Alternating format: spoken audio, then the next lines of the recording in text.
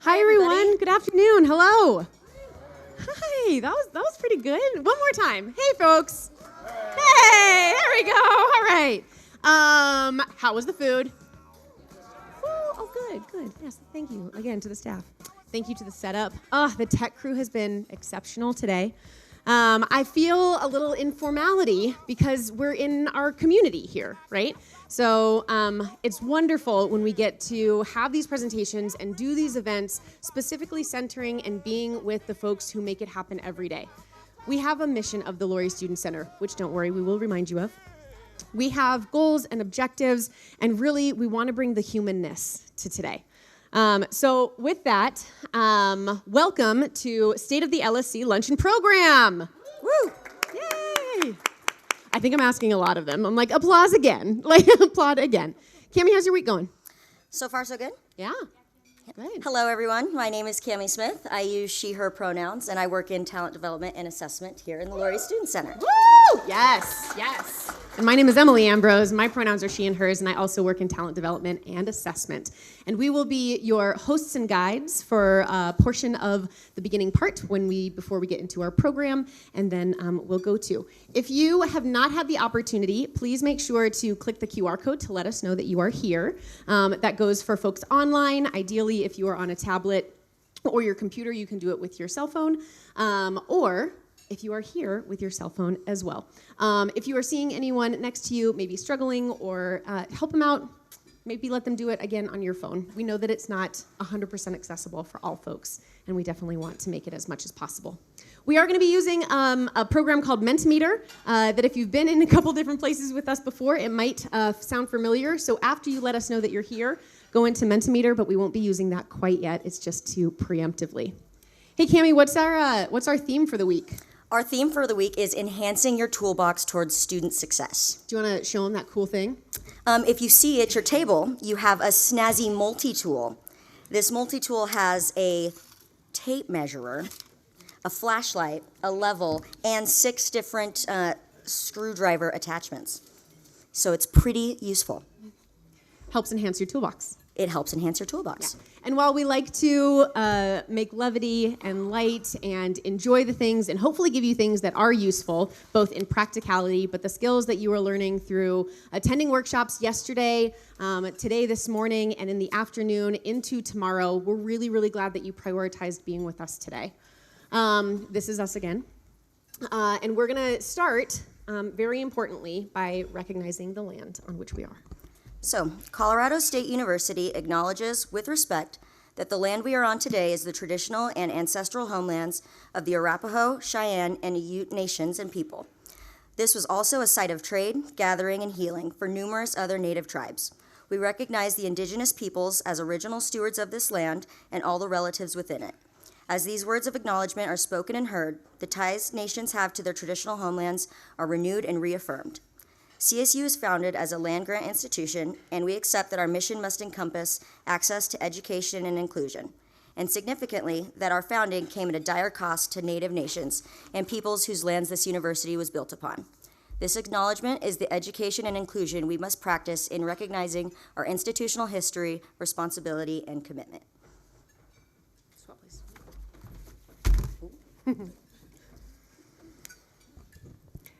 So the energy of the land acknowledgement really recognizes, hopefully, how it's not just language, but how do we live that language? How do we practice our principles of community, knowing that we don't always get that right? And right, by definition, can change with varying populations. And so it takes knowing and acknowledging our different communities and figuring out how to center those experiences, to affirm, and to be accountable to it. In the spirit of the land acknowledgement, not to take away or to detract, we've also wanted to incorporate a labor acknowledgement as well. This labor acknowledgement was originally created by the Solid Ground nonprofit organization. I learned about it through the Black African American Cultural Center and we have been doing it at a couple of events. And I know that we're open to feedback around how different things go. In addition to the land acknowledgement, let us recognize the labor. we respectfully acknowledge our debt to the enslaved people, primarily of African descent, whose labor and suffering built and grew the economy and infrastructure of a nature that refused to recognize their humanity. While the 13th Amendment to the Constitution technically ended slavery in the U.S., we know that slavery's ongoing impacts are still felt by countless people forced through violence, threats, and coercion to work in the U.S. We recognize our debt to exploited workers, past and present, whose labor was and continues to be stolen through unjust practices. We recognize the immigrant and American-born workers of African, Asian, and Central South American descent, whose labor remains hidden in the shadows but still contributes to the well-being of our collective community. We recognize that our economy continues to rely on the exploited labor of incarcerated people, largely people of color who earn pennies an hour while generating billions in goods and services each year. We know there are many other people, too numerous to mention, who are prevented from reaping the true value of their labor by unjust systems and cruel practices. We mourn their loss of life, liberty, and opportunity. We acknowledge that the theft of labor is the theft of generational progress. Nearly all people of color have been robbed of the opportunity and wealth that their ancestors might otherwise have passed on to them. Thank you for pausing what we're doing while we read this. And while they are not Cami's and my words directly, we really want to honor the organizations and the peoples of CSU community and beyond that encourage us to recognize where we are in our present, where we've been in our past, and where we hope to continue moving forward to in our future. And we can't do this without figuring out how our small micro behaviors, as well as more of the grand gestures, can help embody our principles of community. Because the words integrity, inclusion, respect, service, and social justice don't just exist right outside on that wall and on syllabi and in some email signatures or on the back of t-shirts. They are things that we are called to do by a community. And we hope that you have felt within this Shape the Trainer workshop series, some of these principles worked to be lived, knowing that there's feedback along the way that needs to be heard, recognized, and centered. Thank you for your time.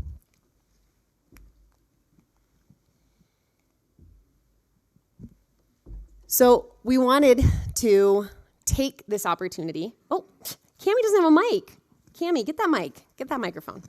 Ooh. So we wanted to take a little bit of time to orient you towards one of the things that we've been highlighting in some of our workshops. Did anyone get a chance to go to the Culture of Appreciation workshop yesterday? Yeah, a couple folks. We're doing that one more time throughout our session. Don't worry, we'll give you the schedule at the end of the session as well. But we wanted to do a little bit of a mini training. So Cami, you know, you've been here a while, right? How long have you been here? I have been here for 11 years. I know, right? Yeah. In which different capacities have you been at CSU with us? So I started as a sophomore at Cam's Lobby Shop, and then I ended up managing the convenience stores as a pro staff member. I also got my undergrad and master's degree here, and now I'm in this new role in talent development and assessment. Woohoo! That's true. Can I use this one too? Right. Ooh, he was so on it. I love that. I know you have notes over there, so I didn't want to step away from that. So in all of these different capacities, I know that you've seen, right, 11 years is a good amount of time, and you've seen some growth and change. Mm-hmm. Probably some things we can still work to do a little bit better. But what has been something that you've appreciated about the Lory Student Center community as you've seen grow? I think the thing I appreciate the most about the Lory Student Center community is that this building houses so many different departments and entities that you have a chance to make connections with people outside of your department. And it's easy to make those connections because you share a building, you share a space with these people. And I really appreciate the connections I've made with some of you out there. And that's what I've really appreciated about the Student Center. So I've only gotten to work directly with Cami. I think I've known you maybe all 11 years, maybe. I believe so. Because I've been there just a little bit longer than that. I think you did my LSC onboarding way back when. It's true. But only in direct proximity since October. And so you have taught me so much in this role about building some of those bridges, and I just wanted to thank you. Welcome. Yes. Yeah. So in that vein, I'm going to ask Thomas to help me turn over to Mentimeter. So you remember that QR code I had you get on too. You are welcome to hang out with me here, Cami, or you can take a seat. You can participate even if you like. But get out those phones. Hit that QR code. For those online, or if you are on a web browser, you can go to menti.com and type in the code 44547623. And folks who have done this with me before know that I'm going to ask you to poke that little thumbs up just so I get a sense of how many folks are joining us. Awesome. We are about at 27. Let's see if we can get a little higher. Sometimes it stalls out. 73. Yeah, okay, that's better. I was like, we're more than 27 strong here. Yep. And I'm going to change the slide in 5, 4, 3, 2, 1. But don't worry, that QR code is still there if you still need it. Okay, who's here with us? So go ahead and type your name and maybe an emoji if you'd like. Let's just shout out some folks who are here. Hey, James, Jamie's here. Amber, Ryan, Jill, Rachel, Thomas. Oh, I like some of the emojis that are coming through. We got some nails being done, some leaves, some cats. Benjamin's here with us. Michelle's here.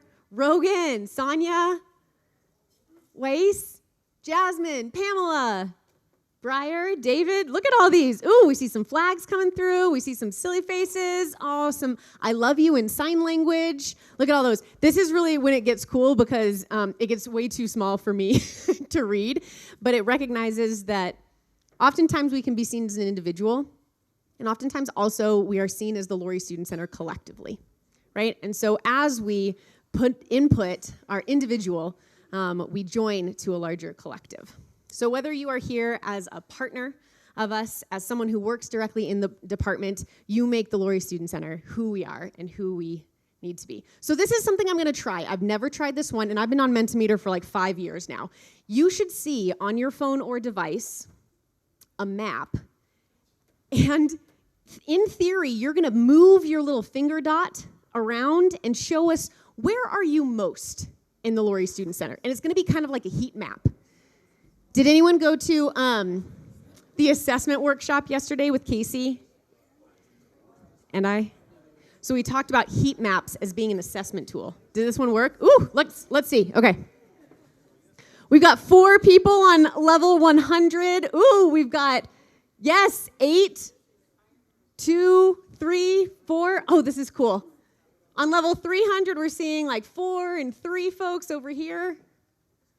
10 in the main central area where the things happen, right? The back area that makes all of the goodness go. We've got 5 in here. Oh, this is very cool. Thanks for letting me do this one and try this out.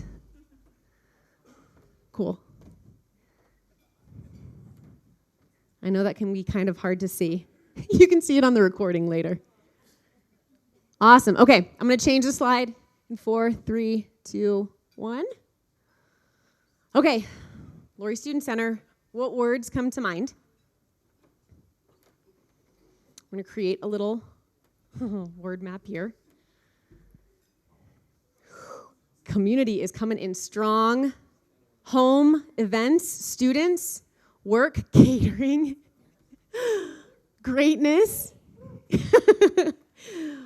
free food. Laughter, education, friendly, chill, students.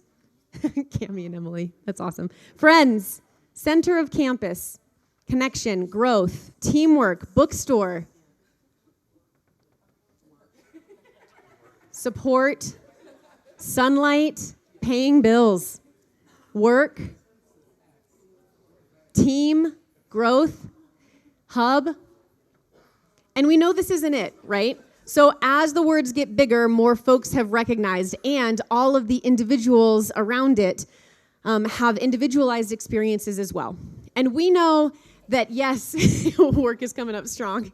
Students, work, and community. I mean, for those to be the most bold words to be recognized is really important. And we know that there can be words of hurt or challenge or feedback that we can always work to do better in the future. around some of the things that we do. But for 135 responses, for these to be some of this, it's really heartening to see. So here's our commitment that Mike is going to talk to us a little bit about in his presentation. Equity-centered student success, administrative and operational excellence. That means that what we do really matters to the folks and to the folks who are in our administration and who do our operations and who do our events. It is seen as excellent, and we are promoting that around campus and our community. And then creating an inclusive culture where all employees feel valued. Now, while this might not be on an everyday basis, I know that I don't feel valued every single day, but more days than not, I do. And I know that that's my experience. That might not be everyone's experience, and that is a commitment that we are making to move more in that direction through things like the creating CFIE. The acronym's fine. Jeff, where are you? The Committee for Inclusive Excellence? The Council for Inclusive Excellence. I'm like, CFIE, it just rolls off the tongue. But acronyms aren't very inclusive, so I wanted to make sure that folks knew. Right, through formalized avenues that way, through also the relationships that Cami was talking about as something that she appreciated. We know that exists in person, we know that exists in the walls of the Student Center, but we also know that it can exist online and to our students who are here and at a distance. Shout out to our hybrid folks who are joining us from beyond. So when we talk about building a culture of appreciation, the foundational facts are that people want to feel appreciated. It can be this human nature, but that can look really different across culture or across identity, across experience. And so going into the depth of that culture of appreciation is where we can really suss out and say, what does this mean and what does this look like? And what does appreciation look and feel like to Jasmine versus to Fritz versus to Hanya, right? Those might be three different experiences of appreciation, and we want to figure out how to center that because people want to feel appreciated. A sense of purpose and belonging strengthens community. These facts are based on the research that's based on the appreciations of or the Languages of Appreciation book, grounded on the work by Gary Chapman. Most employees across all work environments don't feel appreciated. And that's not just talking about the Lory Student Center, that's talking about Gallup research that was done across industries, right? So go back to those Mentimeter. What percentage of employees quit their jobs citing lack of appreciation as a key factor? And Thomas, get ready, because this is where I'm gonna need your but not quite yet, because we're going to wait till that number reaches 70 at least. What percentage of employees quit their job citing lack of appreciation a key factor? Okay, awesome. It looks like we have maybe on the lower side some 20s all the way to 100. We've got a spike kind of in the latter half. Some folks here, we're at 64. Okay, we're going to see the answer in 5, 4, 3, 2, 1. Enter. 79.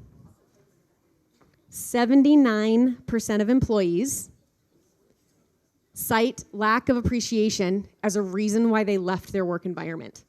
So what was Chelsea just talking about for those of us who joined for the trauma-informed supervision, right? The relationship with supervisor really matters. And the cool thing about appreciation is, yes, it can go from supervisor to supervisee, but it can go all the way around, and we'll talk about that momentarily. Okay, keep there. What percentage of employees believe their supervisor does a good job of recognizing employees? What percentage of employees believe their supervisor does a good job of recognizing employees? Woo, we are full across the board. We got some in the middle. We got a spike around maybe the 30 or 40. But look at that variance. Okay, I'm going to show you in 5, 4, 3, 2, 1, 17. What? 17. Now, there are some nuances here, right? This is where this really is kind of a commercial for the longer training that I can bring to your departments or you can come to tomorrow evening. However, recognition and appreciation are different, right? Recognition, is that my next slide? This would be really cool if it was, right? When we focus on appreciation, we can recognize that recognition is important, but appreciation has some different factors on it. Appreciation, the focus is on employees' behavior and their intrinsic value as a human. It's not just on their behavior and performance. Recognition, right? The wonderful events that we also have, were folks hopefully able to go to the DSA event yesterday, where some of our very own got recognized. Marissa, where are you? Woo! Yes! And many others were nominated and received, and the acknowledgement of the work that folks do is really wonderful. Shout out. Recognition focuses on that behavior, right? That performance again and again, and appreciation can also highlight the humanness of folks. The objective of appreciation is to improve performance and behavior and support the person. So this goes directly with the trauma-informed care supervision. It requires behavior and care. We have a whole section in the training about what genuine appreciation can look and feel like. And who can do it? Anyone. Supervisors, colleagues, partners, etc. It can be a variety of things, from a Post-it note left on your desk. We talked about that yesterday, didn't we, Maritza? All the way to just a high five in a hallway. So it can be very short and quick, or it could be going out to coffee with someone, or your equivalent of a beverage of choice. A variety of different things. So words of affirmation are statements and messages directly to you. Quality time, which could be one-on-ones, coffee connections, workplace drop-bys, events maybe at a bowling alley. Yeah. Acts of service would be helping with something or offering assistance or taking something off someone's plate that you know that you can do and do well, right? Like, there's some caveats here, but acts of service, offering assistance. Tangible gifts, cards, coffees, trinkets from travels. Diddy, where you at? Yes. Physical touch, high fives, consensual hugs, right? And this one is like, okay, we can have some conversation about what physical touch and consensual touch in the workplace is and looks like. But high fives, fist bumps, shaking hands, maybe a hand on the shoulder if we have consent and it's appropriate and the relationship's there, right? I'm not here to define what is and is not okay. They have a whole module in this one that typically in these languages of appreciation in the workplace, we talk about the four. But I'm interested in, of these, just based on what you know. There's a whole assessment that you can purchase for $15 and the book that goes with it that asks you these things. I think that maybe you know. So if you go back to, again, this is anonymous, we have no idea, but in our kind of representative, in our community, of words of affirmation, quality time, acts of service, tangible gifts, and physical touch, which one are not important and which ones are very important? Ooh, we've got words of affirmation coming in strong at 7.4 currently, and these are all averages of the 26 so far. It will go and change, yep. Quality time, kind of in that middle at 5.7. This is on a scale of 1 to 10. Acts of service, that's higher than I might anticipate, right? At a 6.8, 6.6. Tangible gifts at 4.3 and physical touch at 2.8. So with almost 70 of us answering, these are some pretty interesting things to think about, right? This is intended to help enhance your toolbox and think about the different ways that we can show and demonstrate appreciation, just like the different ways we've talked about that we can do assessment, right? It's not just surveys. I know we have you do a survey after these ones, but it can also be talking to people, right?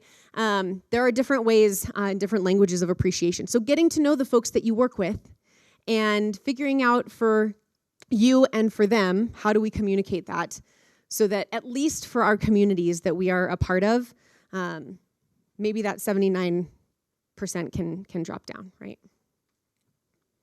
We know that people are busy, right? Busy is kind of this catchword, catchphrase. We know we have high times, we have a little bit more times of rest, and busyness is cited as the most significant reason or rationale that appreciation is not done. And so we do a lot of work in the workshops to dispel some of this and how you can train in or practice some of these in shorter or quick or briefer ways that are still genuine. So this is the last question. and kind of a crowdsourcing ways. Consider this an opportunity to, because this is being recorded, right? So what are some easy ways you could incorporate appreciation into your work, right? If busyness is there, right? What are some kind of quick hit ways, easy ways that you can incorporate appreciation into your work? Saying thank yous, little notes, increased stipend, little treats, beer, attention. I said beer just like it was nothing. I was like, oh, beer. Saying thank you is coming up strong. Little notes helping others, nominating people for award, consensual hugs, offer assistance, shout outs at meetings, email a day, check-in, coffee, sweet treats, donuts, shout outs, reassurance, Diet Coke, more pay, thanking people, lunch, acknowledging harm, playlist for songs, less email. To increase our quality time, right? We know, and I want to acknowledge and recognize that pay and money and bonuses and stipends came up, and making sure that we are compensating for the labor that is done. We want to recognize that as a very real feel to address our basic needs. And this presentation was in no way to have it be an either or, right? To take away that recognition or the pay equity work that is being done and still needs to be done. It's meant to be an addition, right? A recognition that by infusing appreciation into our work environments, we can do this together. So, with that, I want to bring Cami up, because we're going to have an opportunity to do this right now. Something, not all the things, but something. Okay.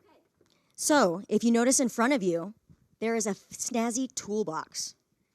Someone at your table needs to open said toolbox. Reveal.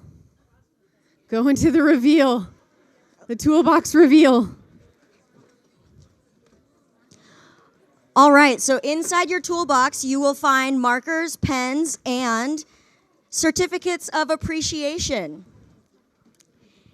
We would love it if you could think of someone that has done something that you appreciate. It could be something little, it could be just them doing their job, but fill out a certificate and we will come around and collect them and make sure they get passed out to everyone. They do not have to be here.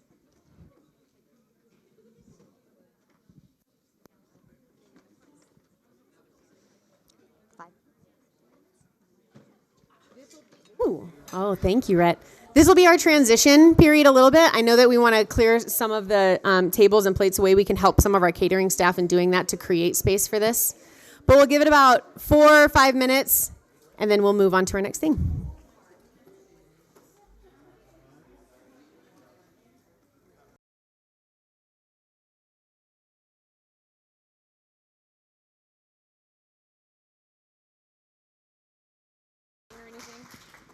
A cane to pull you up. A cane to walk up here? No. All right. Here, this will help with the extra slides. Oh, good. Yeah, I'll need that.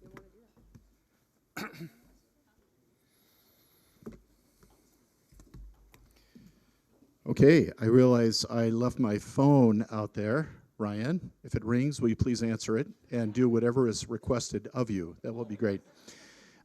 So I'm Mike Ellis. My pronouns are he, him. And I am thrilled to be able to talk with all of you. And I get that there are 90-ish of you that are here. Is that right? Okay. How many online? We have 5. Okay, great. I'll try to speak to our online colleagues as well. How many students are here? So students, and let's see. Please raise your hands. Yes. Raise them high. All right. Good. We especially appreciate you being here because you are why we're here and why we're doing what we're doing today, to think about how we can do better with you. How many of our service partners are here? I see a few. Raise your hands, please. We are also happy that you're here. So service partners are those who aren't organizationally a part of the Student Center, but who are critical to meeting our mission, right? So all of our partners that are here in the building, so thank you for being here as well. I want to thank Cami and Emily, too, for all your work. So the intentionality that you have put into this series of presentations is incredible, and it just keeps getting better and better. So can we thank them as well? Okay. And also, I mean, all the folks that it takes to make this work. So our catering staff, so Diddy, Jen, so thank you. Please pass it along to the chefs. Jeff, thank them. I saw Benjamin here. I'm sure I'm missing a lot of folks, but it was outstanding. There you are. Yeah, good. All right. So I'm going to take about the next 20-ish, 25 minutes. Since I don't have my phone, Ryan, you'll have to let me know when I'm up. But I'm going to talk to you in reflecting a little bit about what's happened to the Student Center this past year. But I'm not going to focus on that a whole lot because we're still in it in terms of thinking about how we'll reflect and finish our final year-end reflections. Data is coming, impact that you all have made is coming. So I'm gonna skirt around that a little bit and offer some parting thoughts about how I think we should approach the work in the coming year. And truth is that any one of you could be up here giving this presentation. And I recognize that. I hope that that's the case, that you would feel that. And if you're like me, I'm an off-the-scale introvert. And so knowing that any of us could get up here and reflect on the great work that's happened across the Lory Student Center, including our students who are here and the service partners that are here, it's been a pretty amazing year. So I'm also going to play along with the theme. So I've chosen a tool that at the very end of this presentation, it will fill one of your toolboxes. And I'm not going to tell you what it is, but you've got to guess, and I want you to be, you're on your honor. I'm not going to ask you to write this down. So you will choose the tool that you think that I chose when I'm done with my discussion. Okay, I'll get to that point. And to give you a hint, it's not any tool that you already have at your table, but it's a tool that you can put in your pocket, and it's a tool that every one of us should have. Okay? All right, so play along with me, and the intent is that you'll listen carefully to what I have to offer here. So last May,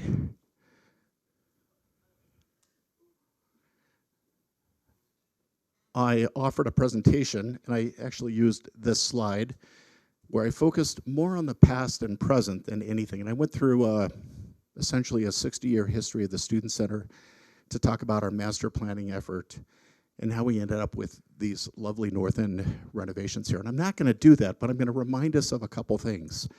And part of it is I just want to touch on a little bit about the past, knowing the history of the Student Center, and understanding the past and what has gone well in the past and where we've missed it as a society in terms of systems and oppression and so on. So that is part of the theme of looking back at the past and then focusing a bit on the present and then looking at, as I mentioned, to the future. So I won't start off with the 1930s, which is when Johnson Hall was built, and I did go through some of that. That led to the approval of the Student Center that really came from students in the 1960s, for which we ended up with our present facility being built in 1962. So, and some of you have heard me use this quote quite often, where I talk about you can have an incredible building and it's nothing without the people, the programs, the services that inhabit it. And I really believe that about the Lory Student Center. And I also chose the bowling photo because that's what we're doing next week. And I'm sure we have room if any of you want to participate in that activity. So then I fast forwarded. I talked about how we got to this place with students working to support what I call the Phase 2 renovation that was completed in 2014, for which we selected a new group of the faces of the LSC. I love the fact that Ashley is paying attention because she's the one student that's here that's still in this photo. And these are 20 students, certainly reflective of the increase in size of the population of CSU, and then the increasing diversity of students that we were seeing back in 2012. All of these students, by the way, have a time box down near campus information. So, and they were able to select what they wanted in that time capsule.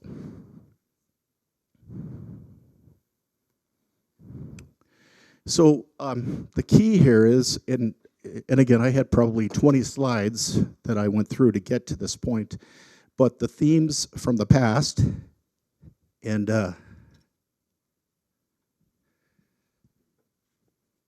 don't tell tech staff that I broke the remote here. But what I described was that college unions, student centers, were not designed for the diverse student population that we see today. And that was based on the way higher education was created, right? Primarily white males affiliated with churches, and we've evolved over the last couple of centuries to a student center that better reflects the diversity of our student needs. I talked about the power of student voices, that none of this would occur without students supporting what the student center was going to do and where it was headed, through increases in student fees and demands for programs and spaces, sort of the space that we're in here today in the Never Know Summer. The power of having a plan. So the master plan documents that we had developed, which we've had two, that led to the 20 years of renovations and additions that we see in the Student Center. I talked about that things change, right? And many times folks have asked, when are we going to stop changing? We will never stop changing. So students will change, our staff are changing, and we have changing needs in general, and it's imperative that we continue to change to meet those needs. None of this would happen without the commitment of you all and the folks that came before you as a staff and a set of service partners and even our business partners in the Student Center to help make these things happen, both through your commitment, your service, your finances. And then our work, we love what we get to do, right? It's exciting, it's filled with challenges, and that we should always admit when we haven't gotten it right in the past. And that's clearly true, and I'll talk about a couple of those examples that Emily alluded to previously. Okay, I think it depends on the direction that I have the arrows here, Emily. Okay, so Emily alluded to this. I'm not going to go back, but this is what I introduced as 3 areas of focus in the Student Center back last May. And part of it I think I got right, and part of it I didn't get right. And so she's discussed this. I'm not going to go into this. I've got a slide for each one of these that I think is important for us to acknowledge around student success, administrative and operational excellence, and then creating an inclusive culture which all employees feel valued. So, and again, I think all of you have seen this. Most of you have seen this. You've heard me allude to it over the year. I'm going to come back to this in a minute by sharing with you some of the things that we did in these areas. So removing barriers that enhance the learning experience of all students. Every student is a leader, beginning with our student employees. That's a foundational belief for me, and I think all of us. And the need for data, which measures our impact and outcomes. And more than that, helps us understand the experiences of our diverse student and staff users.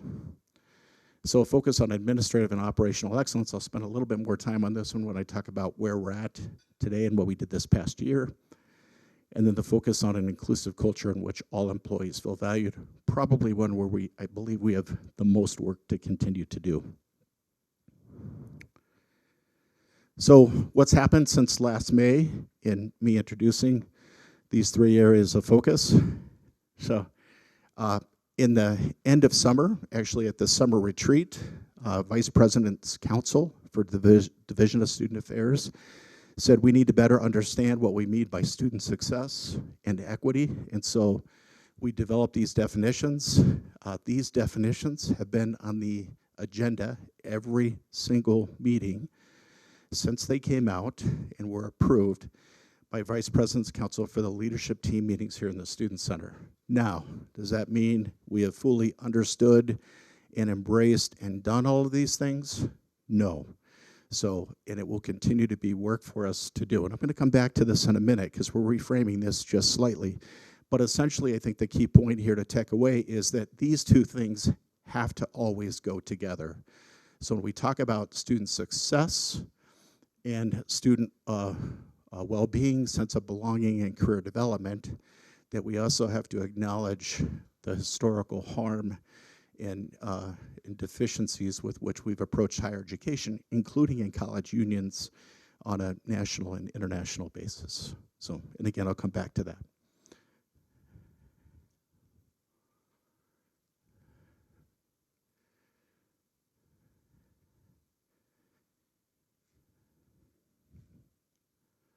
Okay, am I going the, yeah, I'm just making sure you saw this a couple of times, right? For those of you online, so did you get that? Okay, all right. I have flipped my pointer upside down, okay. So, and truth is, I can't read my notes here, so I'm just going off of what I've got up here. So I thought I'd start with some of the administrative and operational areas of excellence, because so much of this, and I often talk about funding and what is used to fund other areas of the Student Center, which obviously comes through our bookstore, dining services, conferences. We're doing well in that area. So better, I'll come back to that. Projections are that we're going to hit our budget. We'll actually do better than what we budgeted, so feeling really good about all of that. But the numbers are, they're coming, and we have time. But what I want to share is just a couple of numbers here that relate to the usage of the building. So, because this is pretty impressive. So, I received this from Jason Rogan, so which indicates we've got a 50% increase in building bookings to this point in time, which is pretty incredible, right? So, we went with almost 4,500 to 7,000 events. Now, this in no way gets to quality of the experience that we need to understand related to the impact on students. But it gives you a sense of the amount of work that folks are putting in, from event planning, setup, environmental services, operations staff, right? Our dining and catering area. All of those numbers have increased similarly to what we're seeing with bookings. And bookings are a total of reservations. So someone could make one booking which has a number of reservations. So we often say that we're 12, 13,000 reservations in the Student Center a year. And all indication is we're going to hit that. This does not include our large space bookings like this room, the university ballroom, the grand ballroom, and the theater. So, and I'm sure those similarly have come up to reflect that 56% increase. So, and again, right, more work for all. And we haven't added any staff. That's important for you to know. We have filled some positions that we were holding back on until we assured that we could meet our budget. So, so that's a challenge for us. In the last 2 fiscal years, meaning this fiscal year and next fiscal year, from which we've sought our student fee support for, so we have increased salaries in French, $670,000 in the Student Center alone. That does not include bookstore, dining, and slice. So just in the LSC, which is the area that is student fee supported. Related to that, you'll see the student fee increase of $535,000 that we made as a request for next fiscal year, right? That's pretty significant. Actually, it's very significant. And I don't think we can do that again next year.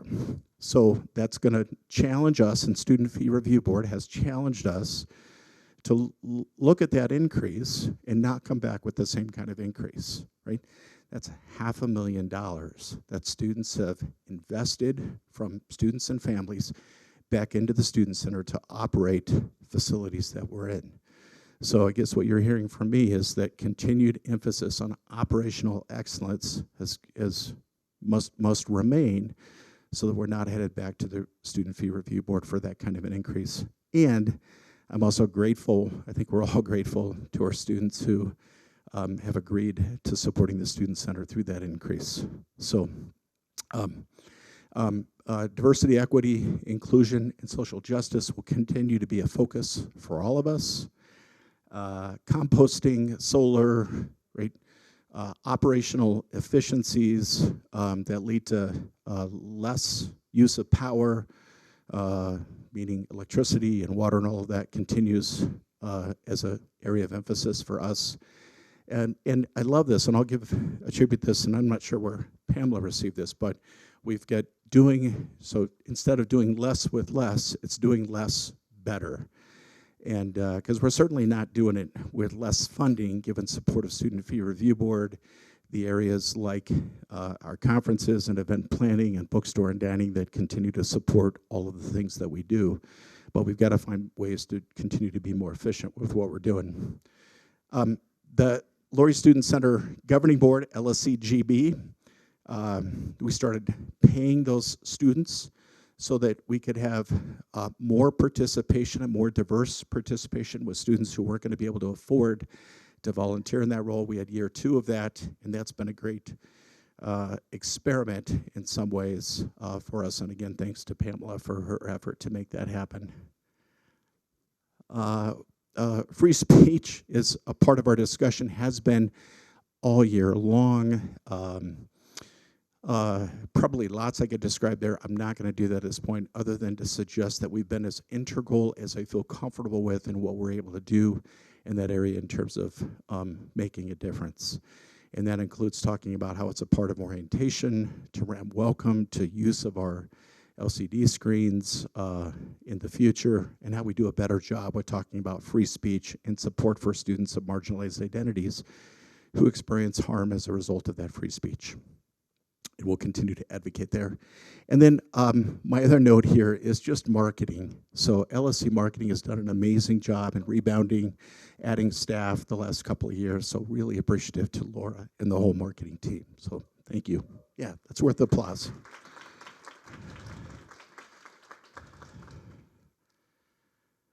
All right, so I'm going to cruise through this a little bit more quickly. Our focus on creating an inclusive culture in which all employees feel valued. And again, remember, these are 3 areas of emphasis before we had the definitions around equity in the new division strategic plan. So thank you to Emily and Cami again for all the work that you're doing in the talent development area. The quality of work-life survey that we've been doing for years, but that we took related to the data that we collect from our student employees, have very clear action items about our areas of emphasis for every area in the Student Center. If I recall correctly, the 2 areas that we're focusing on are student employee evaluations, adding some consistency, at the very least making sure they happen for every single student employee, and that we do a better job connecting what our students do to future employment or graduate school or life purpose, whatever they do beyond, whatever you do, I should say, beyond work at the Student Center. So re-engagement in professional development opportunities like this here, including regional and national conferences, be able to support that now that budget has rebounded, and being thoughtful about how we do that. So, and we'll need to continue to do that in the future. A work environment that's flexible and adaptable, not possible for all employees. I continue to remind us of that, and where it is possible, we want to continue to support that. More collaborations with our service partners and others across the institution will need to continue. And this whole, even though I put up numbers around employee compensation, which was about 1 year in the LSC alone, that continues to need to be a focus for us, with recognition about, right, that funding is coming from students and families, our pricing structures and so on. So wherever we can think about efficiencies in order to make that happen, that's going to continue to be important. And then we committed to doing the stay interviews, and out of that emerged our informal gatherings where we meet monthly and improve communication. And again, thanking Cami and Emily for that. So the focus on student success. I think, and again, this was buried in all three of our areas of measurement around student success, where we recognize the need to collect data to demonstrate our impact. Right? It's not just enough to say that we're making an impact, and I'm going to come back to that in a moment here, but that we've got to collect data, both quantitative and qualitative, which actually describes that. And more importantly, that we disaggregate that data. Now, I will say the Student Center has been good at some disaggregation in the past, and what that really means is we were using surveys like, and I'll talk about it in just a moment, the Educational Benchmarking Incorporated Survey, which compares us with national peers, both institutions just like us and peers that we are able to choose. And we had collected data based on students of color and separated that out, and it wasn't enough because we weren't understanding the experience of the disaggregated populations that make up students of color and other marginalized identities. So, and then the other note that I have here is understanding the landscape around the focus on student success, which means what's the data telling us nationally and at CSU about what that looks like. So here's a good example. So, and this was just in Inside Higher Education, which is a free publication that all of us have access to. It was an article in the last couple days for which EAB is the Educational Advisory Board. They did a 2023 study, so this past fall, of 12,000 students nationally, and asked them about what their experience like in higher education was. And the data shows that 84% of students reported satisfaction with college, right? 84%. Is that good enough? This is nationally. No, right? If 16% of our customers, our clients, whoever they are not satisfied with their experience, then we've got to do better. And I don't think CSU is much further away than what the data offers here. When you look further into the data, and this is what I'm talking about, that we've got to do a better job with in the disaggregation, is that it says, actually, it's actually worse for our Black African American students at 79%. And then when you average the 79 and 84 and other identities, so the number of white students that are experiencing that actually is 86%. So significantly higher than our Black African American students. And then you look at our non-binary students, 51% reported feeling targeted or excluded, as did 34% of our Black African American students, and a third of women on our college campuses, who happen to be the majority of their of students attending college. So we've got a lot of work to do, and that we need to understand that disaggregated data in terms of the experience of race, ethnicity, and income. That's the quote. And then I added the additional marginalized identities, for which we will be looking hard at with Sky Factor. So this is the educational benchmarks data collection that I noted. That we are just received back the data and have chosen our peer comparisons. There are 6 that Emily has chosen to compare ourselves with. So we are too early to look at that in any disaggregated way. We've discussed it. We will not put that data out until we understand the impact on all of our student populations at CSU. And so what we did is, and I actually pulled through some of the qualitative data, and I love some of these, right, just to give you a sense of, and again, the qualitative experience of students is important in addition to the quantitative experience. What's the story behind their experience? So these are direct quotes coming out of that. I didn't change spelling or typos or lowercase letter or any of that, but right, I like the Career Center and SLACE. I like how they provide services that help me learn and grow in my professional development. I think the diversity centers are also very welcoming and important in helping students find place on campus. I adore the art shows. This was for Doug and his team. I often visit just to see the new show. I like the RAM scaler. Okay, Jeff, this is, and Pete, is Pete there? Pete out here? So, which provides good quality of food for the price. So, yeah, I expected something different when I read that one. So, they're appreciative for the food.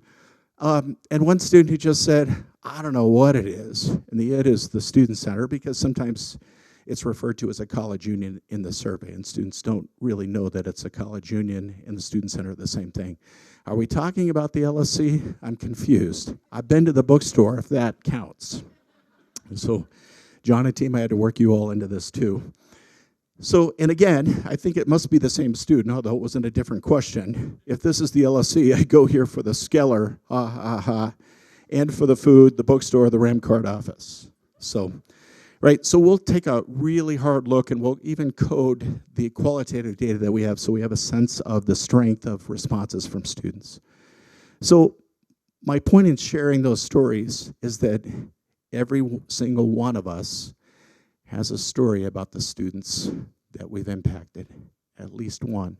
And that's even for our student leaders that are here with us. So I don't want you to share this, but I want you just to stop for a moment and to think about one student and what the story is of your interaction with that student. So I'm not going to ask you to share that, but I want you to have that one student in mind.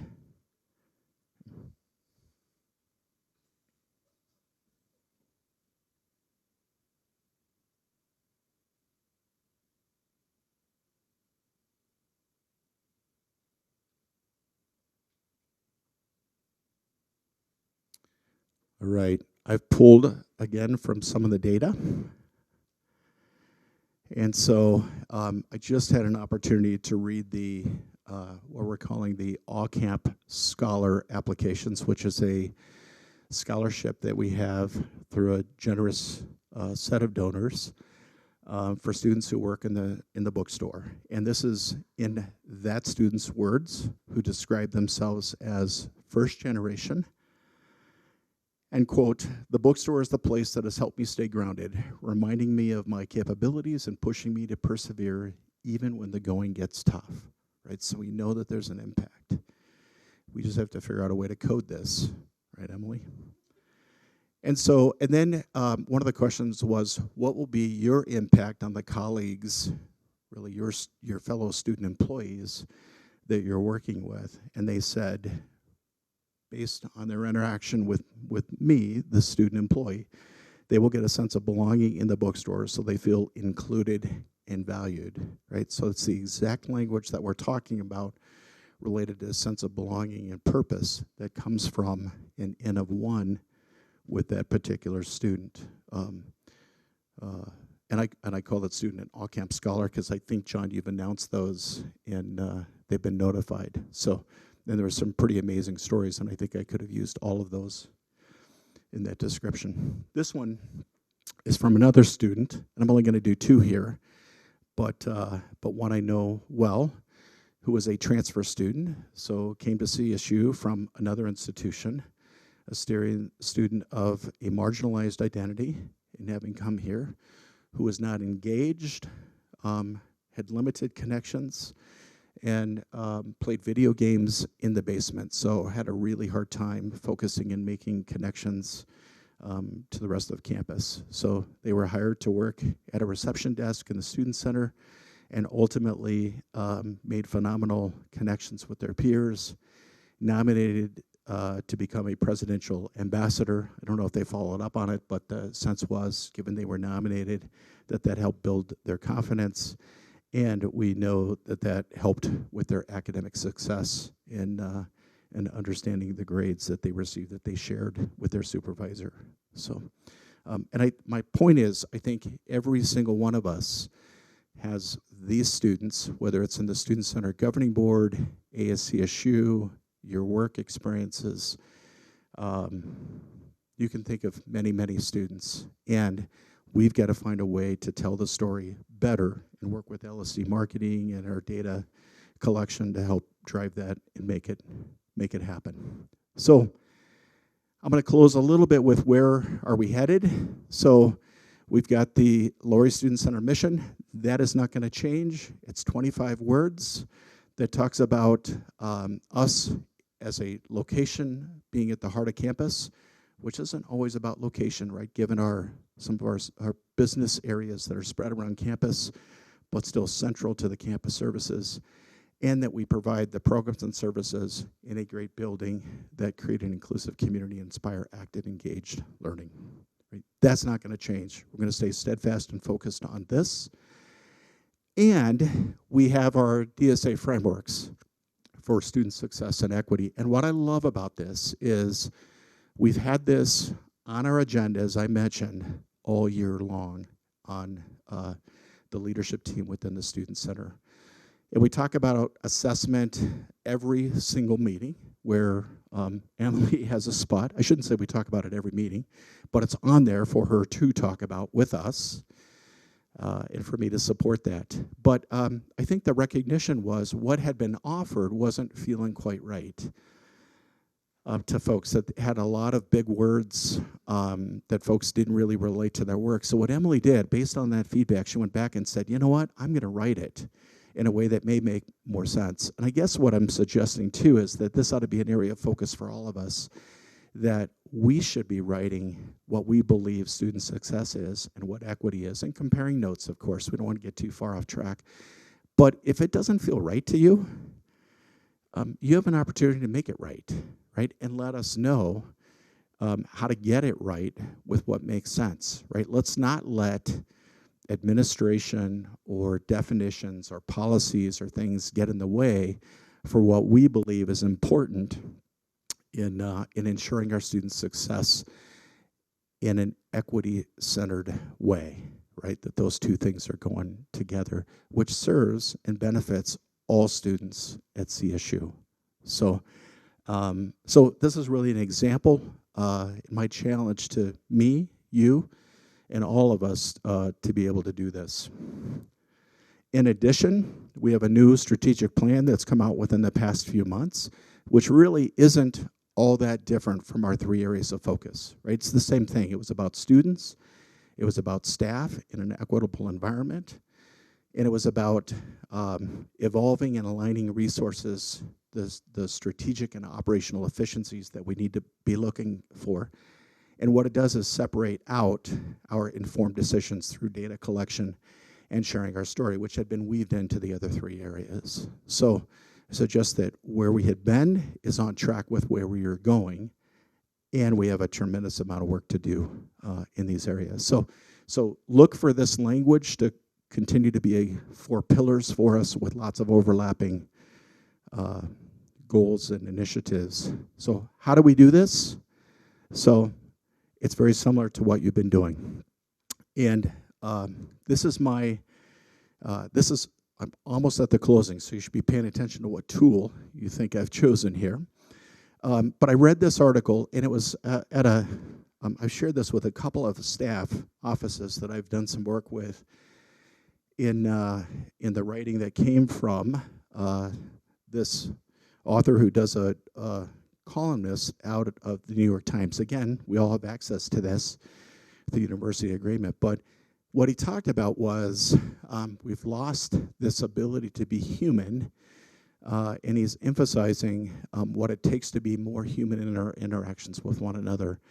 And in everything that I've been reading and thinking about related to data collection, it all relates to this, and it grows out of this in terms of if we're about creating community, and that's the primary purpose of what the Student Center is, then we've got to be about these 4 bullets here.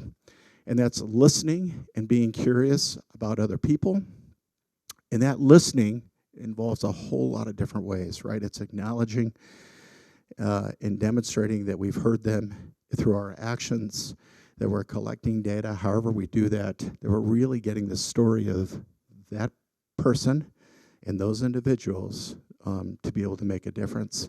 That in doing so, we reveal our own vulnerability, where we've made mistakes, and how we ask for forgiveness for one another. So you all know that that's a big part of what I hope for in the Student Center when I talk about challenges we're having in our areas.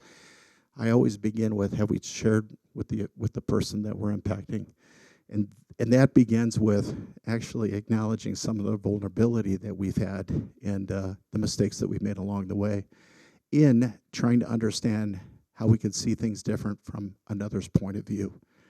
And ultimately disagreeing and being comfortable with disagreeing with one another as an organization, given the feedback that we're being asked to both give and receive, and ultimately understanding that if we're talking about inclusion in this one student or staff member or faculty member or community member who's out there that doesn't feel connected to the rest of the community, that we try to understand that person's perspective as the most generous gift that we can give to one another and to forming our community.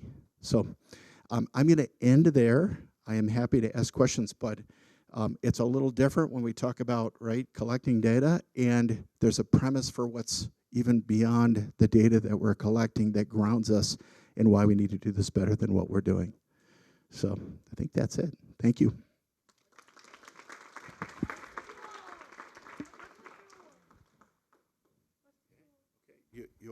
Have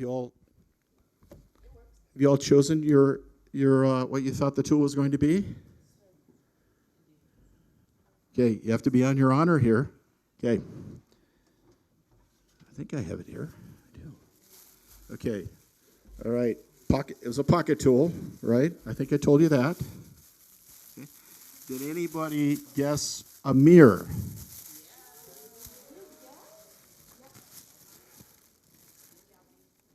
So an extendable mirror.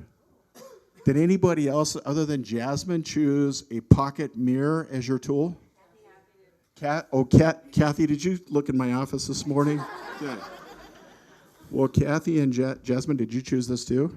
Okay, all right. We'll do a little contest to see who wins this. But right, the idea was that there are some, we just need to look a little bit harder, and sometimes you got to look below the surface. You might have to stick this in your mouth to really see what's going on inside, as a dentist does. And you got to look around the corner and really get it. This deeper understanding is what the whole purpose of the mirror is about. Thanks for playing with me. Okay.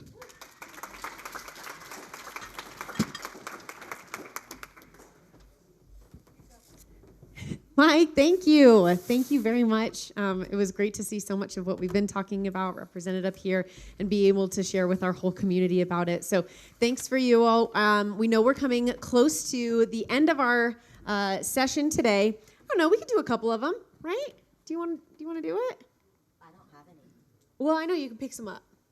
Okay, so if you want to give your certificate to the person directly, keep it with you, because that's that one-on-one connection, right? If you want to, can you gather them up at your table and keep them there? And then we'll grab them and make sure that they are given out and distributed to the people who you work with and want to appreciate. Is there any brave soul, like 3, who would be willing to highlight their person right now? Fritz. Oh, Diddy is back there, and Fritz.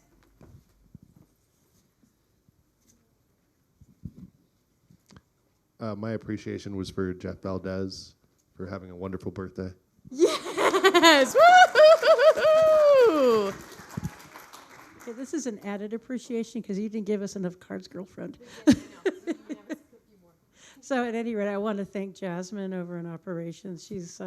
We're developing a nice friendship, and we're talking Greek. I like it. Oh, I love that. Awesome. Woo! Yeah, Jasmine. Any more brave souls? Right here. Yes. My appreciation is for Miss Juliet, who we all know.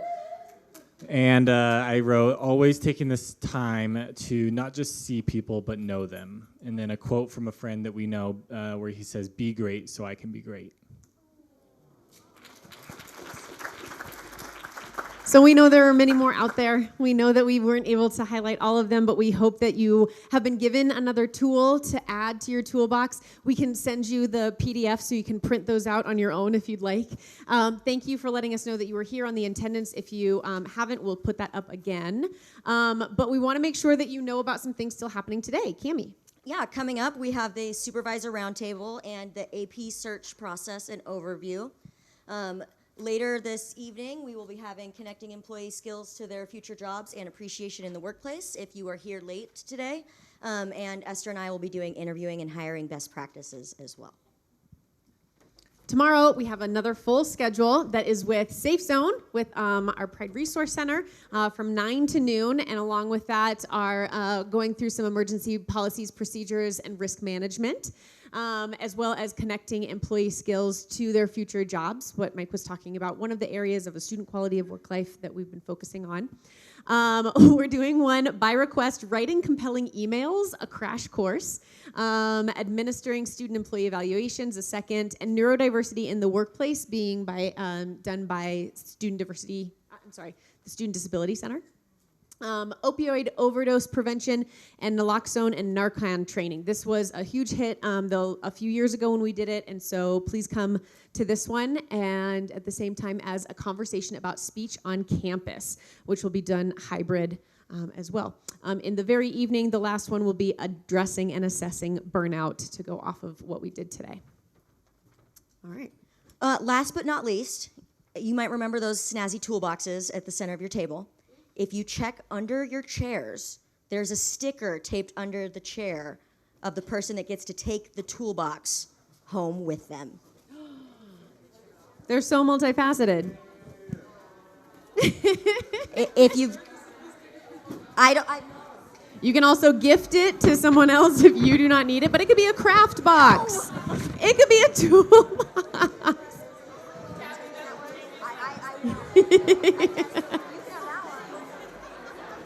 Please let us know that you are here. Take a multi-tool. We have plenty of them. Oh, Jeff won a toolbox. Lucky Jeff. So again, let us know if you are here, and we'll see you at the next sessions.